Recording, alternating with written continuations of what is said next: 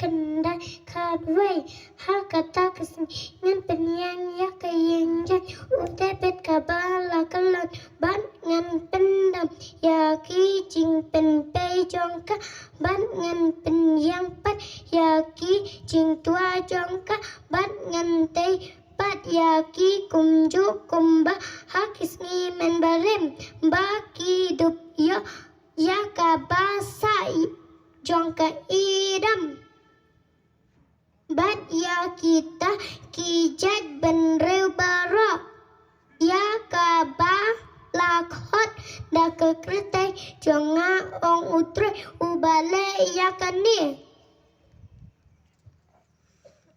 hakni kisngi kenwan ong utrai ba unang lur ulap ya unang ot bat uta ubanyu ya kiso wan bat ya uba bet ya usembai bat kilumba kin benjau ya kawan tiang bat kilum red bara kin umna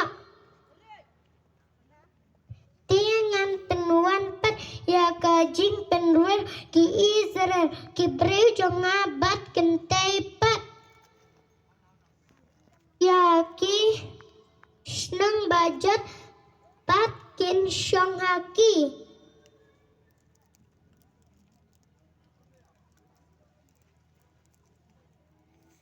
bat kin thung ki bri sawan bat kin di ya kawan jongki kin thau ki Peru bat kin bam ya uso jongki bat ngan thung ya ki halakari bat on rat no shu ya ki halakari kaba nga la ai haki ong utrai ublay jong me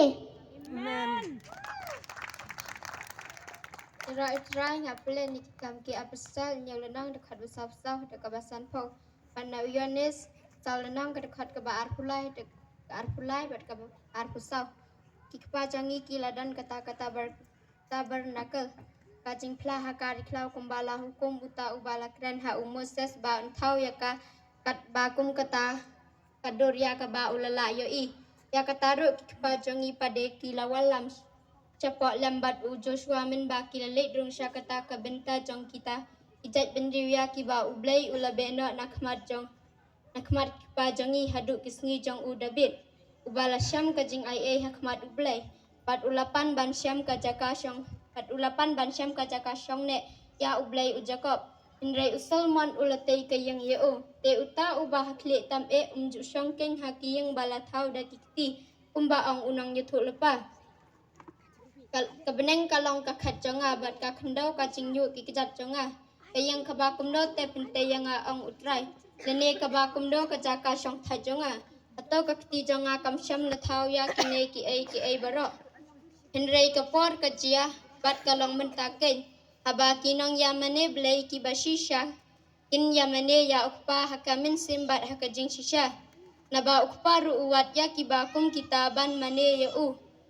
ublay ulang umin sim te kadaya